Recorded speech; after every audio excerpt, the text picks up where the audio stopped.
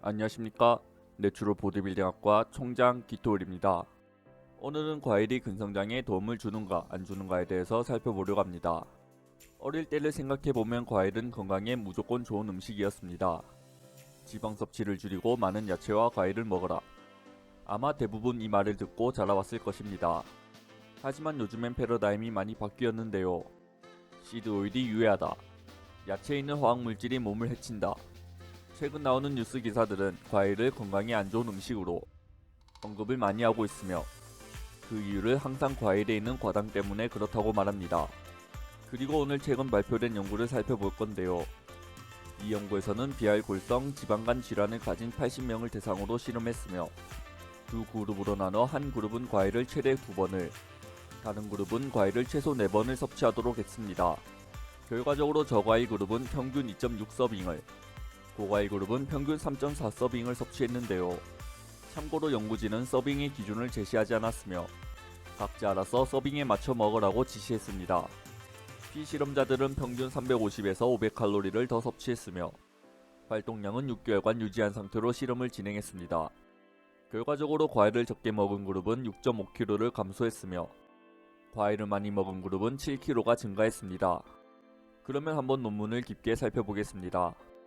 이 논문은 과일이 많이 들어간 식단이 비알코올성 지방간 질환 환자의 간 스테아토시스, 간 효소, 인슐린 저항성, 지질 프로파일에 미치는 영향을 조사하려고 했습니다. 피실험자들은 총 80명으로 비알코올성 지방간 질환을 가진 사람들이었습니다.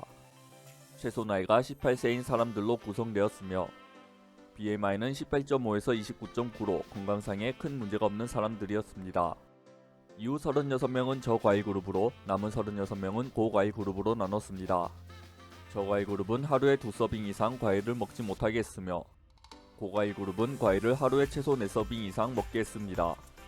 고과일 그룹은 하루 평균 3.4서빙을 먹었으며 저과일 그룹은 하루 평균 2.6서빙을 먹었습니다. 연구진들은 피실험자들에게 특정 식단이나 특정 과일을 제공하지 않았으며 특정 과일을 먹으라는 추천 혹은 피하라는 등 일체 간섭을 하지 않았습니다. 또한 한 서빙의 기준을 가르쳐 주지 않았으며 농약을 제거하기 위해 과일 껍질을 제거하거나 20분에서 30분간 물에 담가라고 권했습니다. 실험은 총 6개월간 진행되었으며 매달 3번씩 피실험자들에게 먹은 음식을 제출하도록 했으며 매달 신체 활동에 관한 설문지를 작성하도록 했습니다. 실험진들은 실험 전과 후에 피실험자들의 메타볼릭 기능, 체중, BMI, 허리 둘레 등 다양한 바이오마커들을 파악했습니다. 그러면 결과를 한번 살펴보겠습니다. 고과일 그룹은 평소 먹던 과일 섭취량의 3.6서빙을 더 늘렸으며 저과일 그룹은 평소 먹던 과일 섭취량의 0.95서빙을 더 줄였습니다. 고과일 그룹은 하루 평균 7서빙을 먹었으며 저과일 그룹은 하루 평균 1.7서빙을 먹었습니다. 활동량의 경우 고과일 그룹과 저과일 그룹 비슷했습니다. 고과일 그룹의 경우 하루 평균 1901칼로리를 섭취했고 저과일 그룹의 경우 하루 평균 1625칼로리를 섭취했습니다. 고과일 그룹은 대략 488칼로리를 더 섭취한 것이었고 저과일 그룹은 대략 359칼로리를 더 섭취한 것이었습니다. 위 표는 체중, BMI, 허리 둘레 등을 표로 나타낸 것인데요. 전체적으로 고과일 그룹은 체중, BMI, 허리 둘레가 늘어난 것임을 알 수 있습니다. 위 표는 글루코스, 콜레스테롤, 인슐린 등을 나타낸 표입니다. 하지만 오늘 본 논문에는 큰 문제가 있는데요. 바로 무작위로 그룹을 나눴음에도 평균에서 큰 차이가 있었다는 것입니다. 무작위로 그룹을 나누는 것은 하나의 좋은 방법이지만 이 논문에서는 평균으로 그룹화를 시키는 데 실패했습니다. 두 그룹은 과일, 야채, 설탕, 총 칼로리와 관련해 상당히 차이가 났습니다.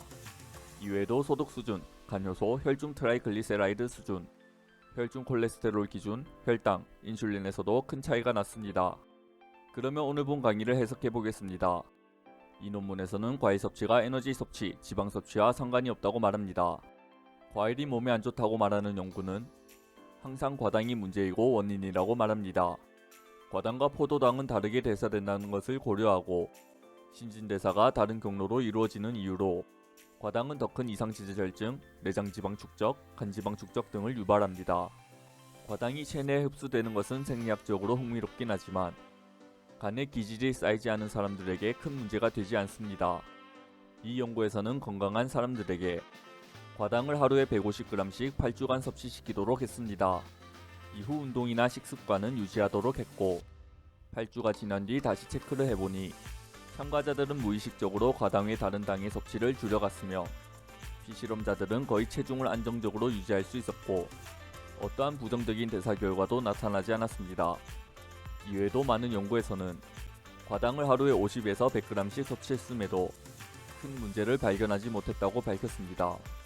활동량이 많은 사람들은 그렇지 않은 사람들보다 더 높은 과당을 섭취하여도 큰 문제가 없습니다. 그러니 마라토너나 다른 활동적인 스포츠에서는 스포츠 음료 등을 통해 수톤의 과당을 섭취해도 괜찮은 것이고요. 만약 과한 잉여 칼로리 섭취, 높은 포화지방 섭취 등과 함께 너무 과한 과당 섭취를 한다면 신체에 악영향을 끼칠 수 있습니다. 하지만 과일을 많이 섭취한다고 해서 체중이 증가하거나 비만도가 올라가거나 대사에 장애를 가져오진 않습니다.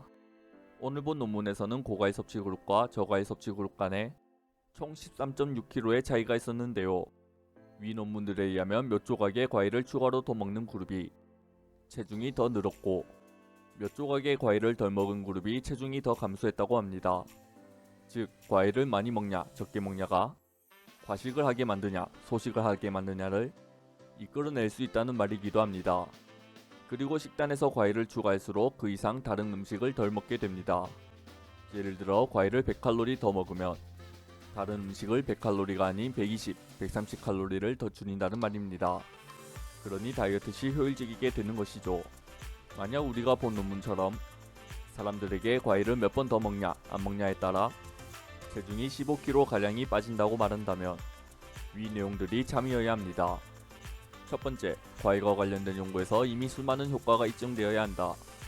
두 번째, 일반인들에게 균형적인 식사를 권할 때 과일 섭취를 권하는 것은 물론이며 정부와 의료기관에서도 이를 적극 반영해야 한다. 세 번째, 병원에서는 제2당뇨병 혹은 비알코올성 지방간 질환을 가진 사람들에겐 과일 섭취의 시기 조절이 첫 번째 권장사항이자 주요 초점이 될 것이다. 항상 논문을 볼 때 새 연구의 결과들과 기존의 아이디어를 비교해봐야 합니다. 그리고 그 내용이 합당하고 일리가 있으면 받아들이면 되는 것이지만 오늘 우리가 본 연구만으로는 과일 섭취에 대해서 우리가 알고 있다고 생각하는 것들을 모두 없애고 받아들일 만한 증거가 부족합니다. 조금 헷갈릴 수 있는데요. 한번 요약해 보겠습니다. 첫 번째, 만약 여러분께서 비알코올성 지방간 질환을 갖고 있거나 식단이나 대사로부터 직접적으로 영향받는 병을 갖고 있다면 의사와의 상담을 권한다. 두 번째, 하지만 비알코올성 지방간 질환의 경우 일반적으로 섬유질이 많은 과일을 더 섭취해야 하고 포화지방, 당, 정제된 탄수화물을 줄이는 것이 좋다. 세 번째, 건강한 사람의 경우 일반적으로 과일을 섭취해주면 좋다. 네 번째, 신체 활동이 별로 없는 분들 중 혈당 조절, 이상지질 조절, 간 지방과 관련된 질병을 가진 분들은 하루에 50에서 100g의 과당 섭취면 적당하다. 하지만 이는 일반적으로 과일을 적당히 먹는 분들에게는 해당 사항이 없다. 다섯 번째, 활동량이 많고 운동을 규칙적으로 하는 분들의 경우 훨씬 많은 과당을 섭취해도 된다. 여섯 번째, 활동량이 적고 과당은 높고 포화지방도 높고 잉여 칼로리를 많이 섭취하는 사람은 신장 건강에 안 좋다. 일곱 번째, 특별한 주장은 특별한 증거가 필요하다. 오늘 본 논문은 특별한 주장을 하지만 특별한 증거는 없다고 봅니다. 여덟 번째, 과일이 체중의 안정화나 천천히 체중을 줄여준다. 오늘의 강의가 유익하셨다면 좋아요, 구독, 알람 설정 부탁드립니다.